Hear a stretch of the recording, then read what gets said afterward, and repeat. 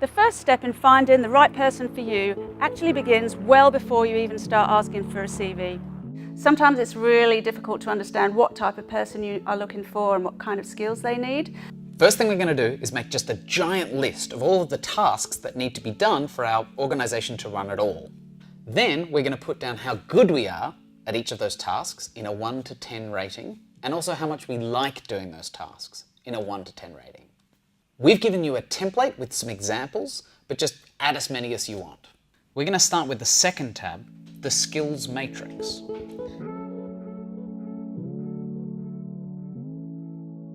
So you'll start by writing down everything that you do.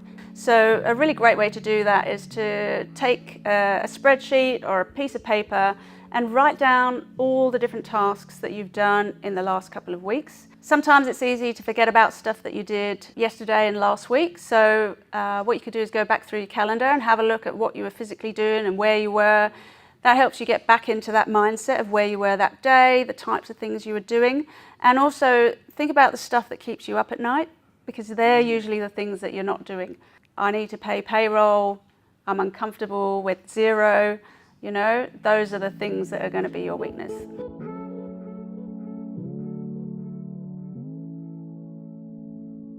Take some time to think about which ones do you really love doing, which do you really hate doing, and give yourself a score between 1 and 10. So 10 would be love, 1 would be hate. Then in the next column, think about the types of things that you're good at and bad at. And again, 1 to 10, 10 you're great at, 1 you're bad at. And then you'll be able to create a little index. So it could be that you absolutely love doing finance, but you're really terrible at it.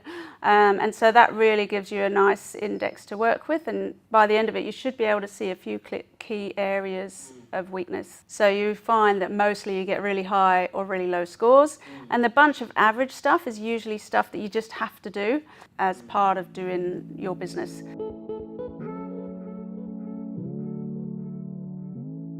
If you don't know you're a control freak, this exercise will help you find out. You'll tend to find that your own bias of how much you love or hate it will force your scores. And maybe then you need to ask somebody else to help you go through the exercise and give you some honest feedback about whether you really are good at that or not. There might just be some things you can't give up simply because it's your brand or your personal thing that you add to the business. So if you are a TV presenter, clearly you can't give up TV presenting. But generally, if we're just running a software company, you know that you can probably give up everything if you wanted to. There's nothing sacred. When I first did this process, I found it really interesting because as a founder, you realize just how big the problem you're dealing with, and you start to get an understanding of the shape of the organization.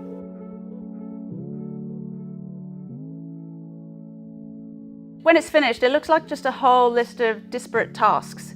And so it can be hard to see the wood for the trees. So mark yourself as a third person, somebody who loves you. Ham it right up, and just when you think it's too hammed up, go a bit further. You'll be surprised. You'll be able to tell a beautiful story about yourself and what you've achieved through the eyes of somebody that loves you. Pretend to be your own mother, marking yourself and saying, hey, come on, Dean, you're absolutely fantastic at that. And really force yourself to be honest and truthful about what you're good at.